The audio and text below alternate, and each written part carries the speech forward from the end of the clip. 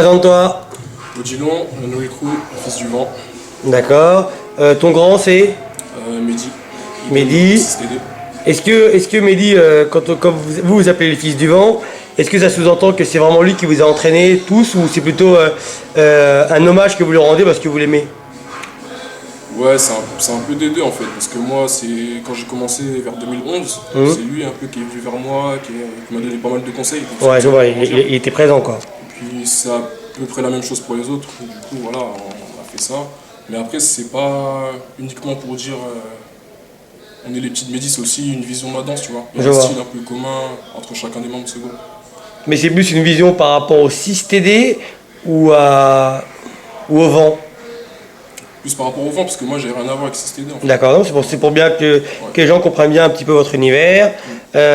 Donc toi, ça fait ça quand tu danses. Ouais, c'est ça. Est-ce qu'il y a des danseurs que tu kiffes en ce moment? En ce moment, que je kiffe, ouais, bah Icy, c'est un danseur que j'ai toujours kiffé et que je continue de faire kiffer. Dans les grands aussi, il y a des gens comme Vice. Ouais, c'est ça, un Brucey Kenji aussi. C'est des gens qui m'inspirent beaucoup. Puis voilà. Toi, dernièrement, ton nom il est bien monté, tu as gagné pas mal d'événements, tu t'es fait remarquer. Est-ce que si demain on te proposait aujourd'hui ou dans un an ou dans 3 ans d'affronter quelqu'un, est-ce qu'il y a quelqu'un que tu aimerais bien affronter un jour? Qui te ferait plaisir, même pour. Même pas forcément avec un truc de rageux, hein. Je te parle d'un truc. Voilà, ce serait une belle affiche pour toi? Non, un personnage particulier? Quelqu'un que j'aimerais bien affronter, bah Kefton. Kefton un jour? Ce qu'il fait aussi, j'aimerais bien l'affronter, ouais. Très bien. Est-ce qu'il y a des choses qui te dérangent dans la culture hip-hop? Non, il n'y a pas vraiment de choses qui me dérangent parce que moi, tu sais, je suis un peu à l'écart. Du coup, je fais pas attention à tout ce qui se passe. Parce que si je dois te donner des choses qui vont te déranger, ça va être des trucs banals comme l'hypocrisie ou ce genre de choses. Il n'y a pas vraiment de thème précis qui dérange. Toi, t'es quelqu'un qui t'entraîne beaucoup? Je m'entraînais beaucoup, maintenant un peu moins, mais quand même assez régulièrement. T'es quelqu'un qui veut finir danseur? Non, c'est pas. Non? Non. Non, là, je fais des études, je suis à la fin, je pense que je vais travailler normalement après. Mais après, si je peux avoir des trucs dans la danse, pourquoi pas, mais c'est pas mon but premier en fait. Est-ce que tu trouves que le rapport avec l'ancienne génération et ta génération, il y a du respect, il y a de l'aide, il y a de l'accompagnement, où chacun est vraiment dans sa matrice? Franchement, je trouve ça dépend en fait. Parfois, il y a des grands qui vont être un peu. Je trouve qu'ils vont donner l'air de snobber un peu, tu vois, mais parfois, il y en a certains qui viennent auprès des jeunes, qui essaient de donner des conseils, qui sont dispo, tu vois. Donc, je trouve que ça varie en fonction des personnes en fait. Il y a pas de. On peut pas faire de généralité en fait sur ce point-là. À chaque fois que vous dansez, vous les fils du vent, Mehdi vient souvent vous accompagner ou Ça arrive pas tout. C'est pas systématique, mais ça arrive qu'ils viennent donner la force, ouais. je vois. Ouais, parce qu'ils suivent ce qu'on fait automatiquement. Toi, t'aimerais bien danser en compagnie un jour? Dans une compagnie, monter sur les grandes scènes Ouais, ça m'intéresse. ça pourrait t'intéresser? Ouais, ça pourrait m'intéresser. Mais pourquoi vous créez pas un spectacle? Parce qu'avec 6TD, vous avez une ligne de conduite. Enfin, vous avez quand même un modèle, parce qu'eux aussi sont en compagnie. 6TD, à la base, c'est une compagnie. Ouais, c'est vrai. Bah, c'est quelque chose qui nous trotte dans la tête, c'est juste qu'on n'a pas forcément le temps de tous se voir très souvent. Donc du coup, mettre en place un truc aussi important, c'est difficile pour l'instant, mais ouais, c'est un truc auquel on pense.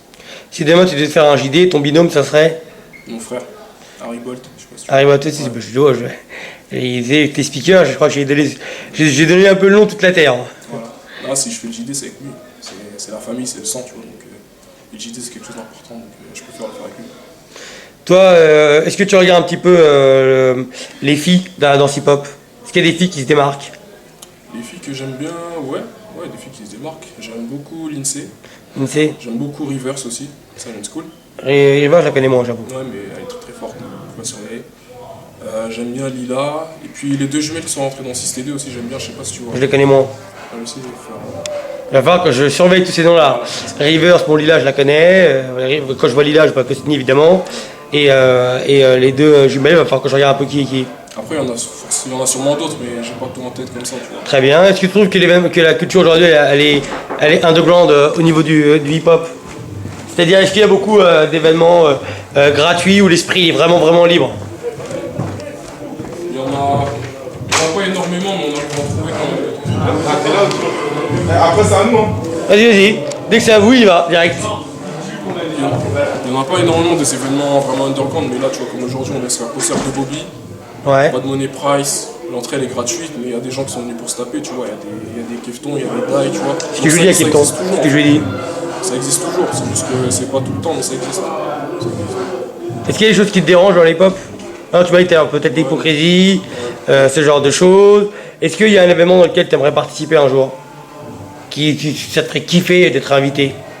Cercle Underground. 50 Underground en termes de crew? Ouais, je kifferais. Tu veux dire donc pour un 3-3, toi, Miguel, ton frère peut-être? Ouais, ou moi, Miguel, Lumi, enfin on verra, tu vois.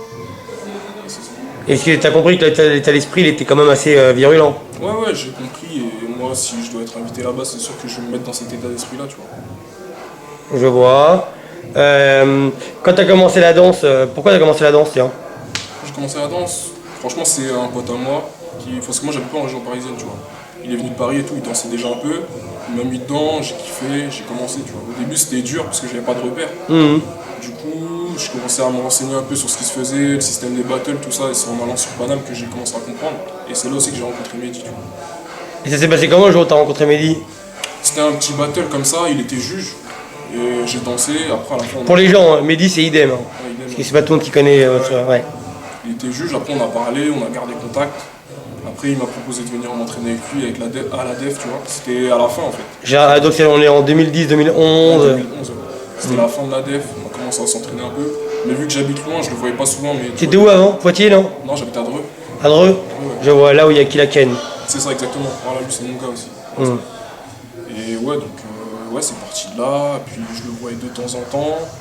Il m'a donné pas mal de conseils, ça m'a permis de mon côté de travailler, parce que moi je suis quelqu'un qui, ouais, tu vois, je réfléchis beaucoup, donc il me donne des conseils, j'essaie de me faire mes propres exercices, etc. Et du coup, bah, c'est comme ça que j'ai progressé en fait. Je vois. Est-ce que tu as un conseil à donner à la nouvelle génération? Nouvelle génération, prenez votre temps. Prenez votre temps, ça sert à rien de courir. Travaillez vraiment les fondations, les bases. Et c'est à partir de là vraiment qu'il y aura quelque chose de costaud qui va se construire derrière. Et pourquoi les gens t'appellent Odilon? C'est mon prénom.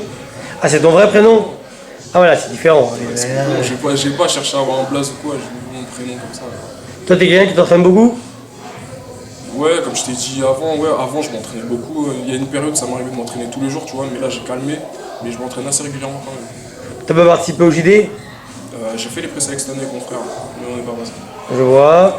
Est-ce que tu trouves que dans le hip-hop, il y a une culture un peu politique? Genre quand t'as un blaze, c'est déjà plus facile? Ou c'est des rumeurs, ça? Je pense qu'il y a un peu de ça quand même. Je pense qu'il y a un peu de ça. Est-ce que tu trouves que le jour où Miguel est parti défier YG au Battle Bad, c'était bien ou bof, selon toi? Non, c'était bien. C'était bien. Moi je trouve que c'était une bonne initiative, parce que YG c'est vraiment quelqu'un de très très fort, tu vois. Et ça permet, voilà, ça lui a permis de se mesurer à quelqu'un, à une personne qui faisait beaucoup de bruit, tu vois, en ce moment. Ouais. Et je pense que lui, ça lui a permis aussi de se tester, et je pense qu'il a kiffé, parce que c'est un danseur qu'il apprécie aussi, tu vois. Est-ce que tu dirais que Miguel, dans votre groupe, c'est un peu le mec qui kiffe les 1000%, genre le truc? Bof. Ouais, il a un peu cette mentalité-là, ouais, 1000%. Ouais. Il est comme ça. Je vois. Toi, quand tu arrives dans les événements, aujourd'hui, t'as l'impression que t'as fait un bon bout de chemin et que les gens savent qui tu es? Franchement, je sais pas. Bon, c'est sûr que beaucoup plus qu'au début quand je suis arrivé dans les battles, tu vois. Mais après, je sais pas de me prendre la tête pour ce que les gens pensent de moi. Là, il y a un mec qui vient me chercher pour me dire que c'est le break. D'accord. Est-ce que tu peux me donner 2-3 événements que tu kiffes tout particulièrement? Ou une anecdote, tiens, à toi, par rapport à la danse sur ces 5 ans? T'en as bien une? Une anecdote. Non, aucune? Alors, est-ce que tu peux me donner un ou deux événements que t'as kiffé? Événement que je kiffe. Ça va être à nous là. Battle Bad, même si j'ai jamais été sélectionné, j'ai pas encore fait, tu vois. Et ben alors donc on se retrouvera certainement le 17 et 18 septembre de cette année. Ouais, Battle Bad, j'aime bien. Le cercle, comme je t'ai dit. Quoi d'autre? Et le cercle de Bobby Sound. Le cercle de Bobby, il est pas mal aussi. Petit event gratuit comme ça, c'est cool. Ok, bah, je te remercie Odilon. Ouais. Peace. Merci à toi. Merci à toi.